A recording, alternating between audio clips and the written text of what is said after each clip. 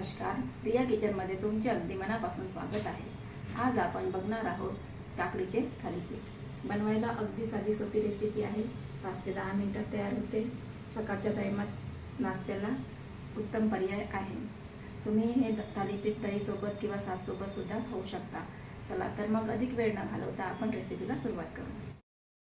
साठी इथे घेतली आहे एक मध्यम आकाराची काकडी, 4 ते 5 लसूण कड्या, 4 ते 5 हिरव्या मिरच्या, थोडीशी कोथिंबीर, 1 चम्मच जिरे आणि 1 चम्मच ओवा।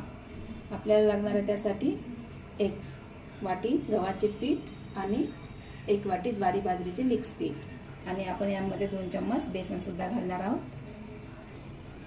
सर्वात अगोदर आपण काकडी किसून घेऊ। आपली काकडी किसून झालेली आहे। आपण आता मिरची, लसूण आणि ओवा, जिरा याचा पेस्ट तयार करून घेऊ। आपला मिरचीचा पेस्ट सुद्धा तयार झालेला आहे।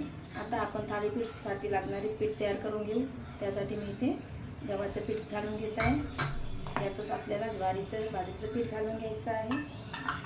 2 चम्मच बेसन,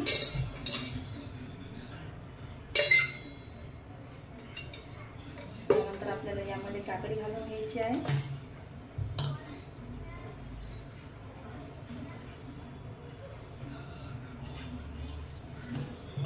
आपण तयार केलेला लसूण मिरचीचा पेस्ट सुद्धा आपण यामध्ये घालून घेऊ।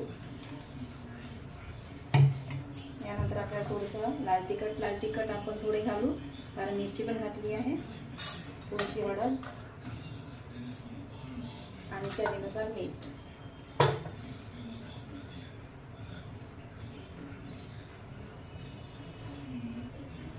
आता थोडं पाणी घालून आपल्याला याची बारीक पातळ पेस्ट करून घ्यायची आहे। छान आपण याला अशा प्रकारे आपलं पीठ इथे तयार झालेलं आहे। आता आपण थालीपीठ बनवण्यास सुरुवात करू। आपला तवा सुद्धा छान गरम झालेला आहे। आता आपण थालीपीठ घालून घेऊ। त्यावर थोडे तेल घालून घेतले आहे। आता अशा प्रकारे आपल्याला त्यावर पसरवून घ्यायचं आहे।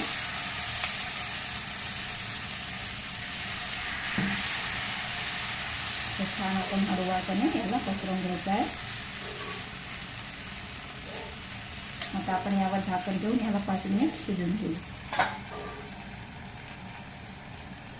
आता आपण आपले थालीपीठ बघू।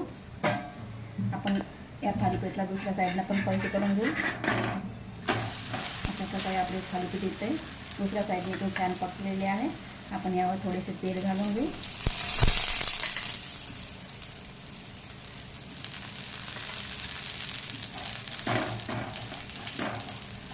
आता आपले थालीपीठ दोन्ही साईडने छान पकलेलं आहे। आपण याला एका प्लेटमध्ये काढून घेऊ आणि सर्व थालीपीठ अशा प्रकारे तयार करून घेऊ।